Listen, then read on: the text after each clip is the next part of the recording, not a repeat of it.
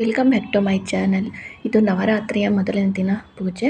ಎಲ್ರಿಗೂ ನವರಾತ್ರಿ ಹಬ್ಬದ ಶುಭಾಶಯಗಳು. ಹಾಗೆ ಇವತ್ತು ಬೆಳಗ್ಗೆ ನಾನು ಪ್ರಸಾದಕ್ಕೆ ಅಂತ ಹೇಳ್ಬಿಟ್ಟು ಕೇಸರಿ ಭಾತನ ಮಾಡ್ಕೊಳ್ತಿದ್ದೀನಿ. 3 ಗಂಟೆಗೆ ಎದ್ಬಿಟ್ಟು ಫಸ್ಟ್ ಫ್ರೆಶ್ ಅಪ್ ಆಗಿ ಕೇಸರಿ ಭಾತ್ ಮಾಡ್ಕೊಳ್ತಾ ಇದ್ದೆ. ಬನ್ನಿ ಮರ ಪೂಜೋದಕ್ಕೆ ಹೋಗ್ಬೇಕಲ್ಲ, ಪ್ರಸಾದ ಮಾಡಿಕೊಂಡು ಹಾಗಾಗ್ಬಿಟ್ಟು ಕೇಸರಿ ಭಾತ್ ಮಾಡೋದಕ್ಕೆ ಹಾಲು ಮತ್ತು ಹಸಿನ ತುಪ್ಪ ಹಾಕ್ಬಿಟ್ಟು ಮಾಡ್ತಾಯಿದ್ದೀನಿ ಪ್ರಸಾದಕ್ಕೆ. ಇವತ್ತಿನ ಬಣ್ಣ ಬಂದುಬಿಟ್ಟು ವೈಟು.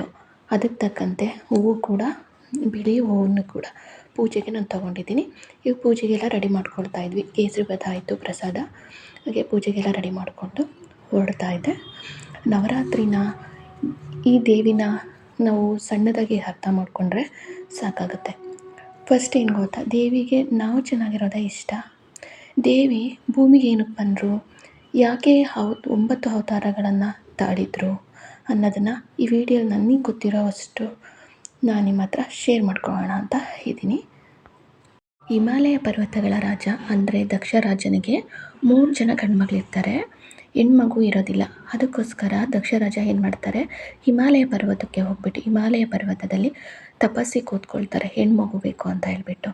ಅವ್ರ ತಪಸ್ಸಿಗೆ ದೇವಿ ಒಲಿದ್ಬಿಟ್ಟು ಅವ್ರಿಗೆ ಹೆಣ್ಮಗುನ ಆಶೀರ್ವಾದ ಮಾಡ್ತಾರೆ. ಆ ಹೆಣ್ಮಗುನೇ ಶೈಲಪುತ್ರಿ. ಅಂದರೆ ಶೈಲ ಅಂದರೆ ಪರ್ವತ, ಗಿರಿಯ ಪುತ್ರಿಯಾಗಿ ಪಾರ್ವತಿ ಪರ್ವತ ರಾಜನ ಪುತ್ರಿಯಾಗಿ ಜನ್ಮ ತಾಳ್ತಾಳೆ. ಹೀಗೆ ಅವಳು ಹೇಗೆ ಜನ್ಮ ತಾಳಿದ್ಲು ಅನ್ನೋದನ್ನು ಹೇಳಿದ್ದೀನಿ. ಹಾಗೆ ನೆಕ್ಸ್ಟು ಇದೆಲ್ಲರಿಗೂ ಗೊತ್ತಿರೋವಂಥ ವಿಚಾರ ಅಂತ ಅಂದ್ಕೊಳ್ತೀನಿ. ಶಿವ ಪಾರ್ವತಿ ನಡುವೆ ಏನೆಲ್ಲ ಆಯಿತು, ದಕ್ಷ ರಾಜ ಏನು ಮಾಡ್ದ ಅನ್ನೋದು ಎಲ್ರಿಗೂ ಗೊತ್ತಿದೆ. ಆದರೆ ನನಗೆ ಗೊತ್ತಿರೋವಷ್ಟನ್ನು ನಿಮ್ಮ ಹತ್ರ ಶೇರ್ ಮಾಡ್ಕೊಳ್ತೀನಿ. ಈ ಸತಿ ಇದ್ದಾರಲ್ವ, ಅಂದರೆ ಶೈಲಪುತ್ರಿ, ಇವರು ದಕ್ಷ ಮಹಾರಾಜನ ಮಗಳು. ಆದರೆ ಶಿವ ಮಾತ್ರ ಶಿವನ ನೋಡಿದರೆ ಅವ್ರ ಮಹಾರಾಜಿಗೆ ಒಪ್ಪಿಗೆ ಆಗಲ್ಲ. ಯಾಕೆಂದರೆ ಸ್ಮಶಾನಕ್ಕ ಏನು ಹಾಗಂತ ಹೇಳ್ಬಿಟ್ಟು ಒಪ್ಕೊಳಲ್ಲ. ಇವ್ರಿಗೆ ಮದುವೆ ಮಾಡೋಕ್ಕೂ ಕೊಡೋದಕ್ಕೂ ಕೂಡ ಇಷ್ಟ ಇರಲ್ಲ. ಹಾಗಾಗಿಬಿಟ್ಟು ಸತಿ ಒಪ್ಕೊಂಡು ಮದುವೆನೂ ಕೂಡ ಆಗುತ್ತೆ.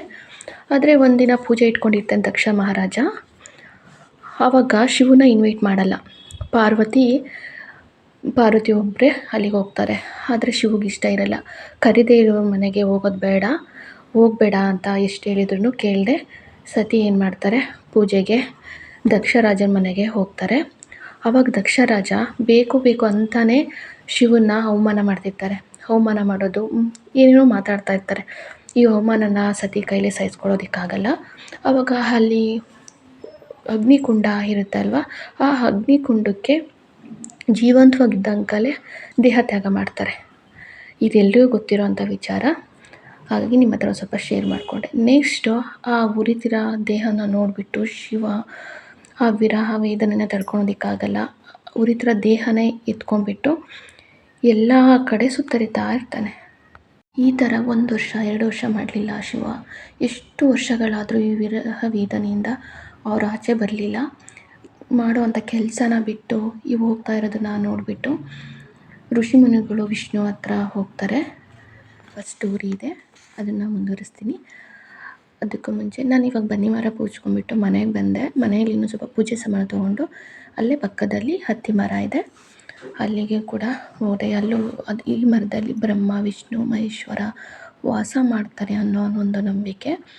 ಹಾಗಾಗಿಬಿಟ್ಟು ಅಲ್ಲಿ ಪೂಜೆ ಮುಗಿಸ್ಕೊಂಡು ಇಲ್ಲಿ ಪೂಜೆ ಮಾಡ್ಕೊಂಡು ಹೋಗೋಣ ಅಂತ ಬಂದಿದ್ದೀನಿ.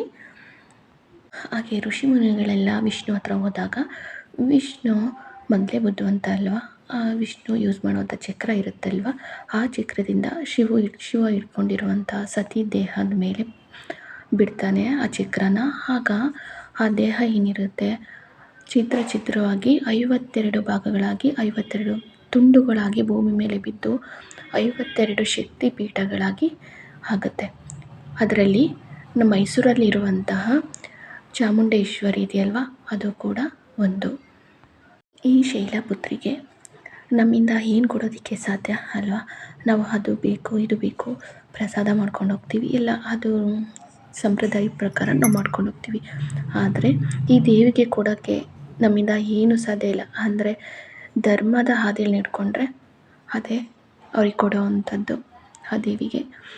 ಅಂದರೆ ಇಡೀ ಬ್ರಹ್ಮಾಂಡವನ್ನೇ ಸೃಷ್ಟಿ ಮಾಡಿರುವಂಥ ಆ ದೇವಿಗೆ ಬ್ರಹ್ಮಾಂಡನೇ ಅವ್ರದ್ದು ಅಂದಮೇಲೆ ನಮ್ಮಿಂದ ನಾವು ಸಾಮಾನ್ಯರು ನಾವೇನು ಕೊಡೋದಕ್ಕೆ ಸಾಧ್ಯವೇ ಇಲ್ಲ. ಅಂದರೆ ಅಮ್ಮನ ತಗೋ, ನಾವು ಧರ್ಮ ಮಾರ್ಗದಲ್ಲಿದ್ದೀವಿ, ಧರ್ಮ ಮಾರ್ಗದಲ್ಲಿ ನಾನು ನಡೀತಾ ಇದ್ದೀನಿ ಅಂತ ಹೇಳ್ಬಿಟ್ಟು ನಮ್ಮನ್ನು ನಾವೇ ಸಮರ್ಪಣೆ ಮಾಡಿಕೊಂಡ್ರೆ ಸಾಕಾಗುತ್ತೆ.